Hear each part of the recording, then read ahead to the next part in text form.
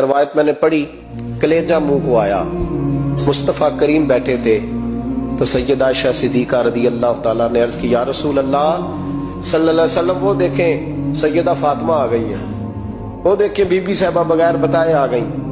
حضرت فاطمہ الزہرا آئی، حضور نے فرمایا فاطمہ بغیر اطلاع کے؟ حضور چھوٹا سا کام تھا، کیسے آئی ہو؟ تو بی بی صاحبہ نے نا، عورتوں کا پلو ہوتا ہے نا چادر کا، پلو کھولا تو ایک روٹی بندھی ہوئی تھی، ایک روٹی چادر میں، یہاں لوگ زیور باندھتے ہیں، دولت باندھتے ہیں، ایک روٹی حضرت فاطمہ نے پلو میں باندھی، کھول کے پیش کی، کہا بیٹے یہ کیا ہے؟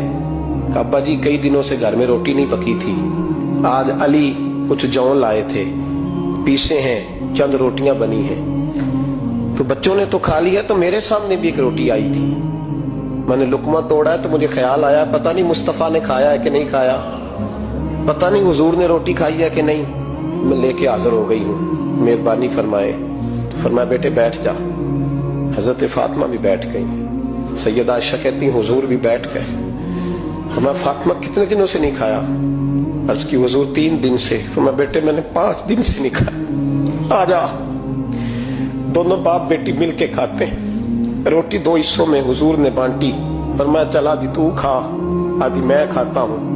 حضرت فاطمہ نے لقمہ توڑ کے منہ میں رکھا تو رو پڑی، حضور 5 دن سے نہیں کھائی۔ فرمایا بیٹے چپ کر، ہمارا دنیا سے کیا تعلق، ایک پل رہ گیا ہے، بس اللہ پھر جنت کی ساری نعمتیں عطا فرما، رونے والی بات ہی نہیں ہے اس میں، بس ہمارا کیا تعلق، ایک پل ہے، پھر مالک بڑا کچھ عطا کرے گا۔ او بھائی جو کائنات کے مالک و مختار تھے، جو ابرو کا اشارہ کرے تو حضرت جبریل جنت کی نعمتیں لے کے آ گئے، انہوں نے تو دنیا کی جانب توجہ ہی نہیں کی، ان کا تو خیال ہی نہیں آیا، دنیا ہی دنیا، دولت ہی دولت۔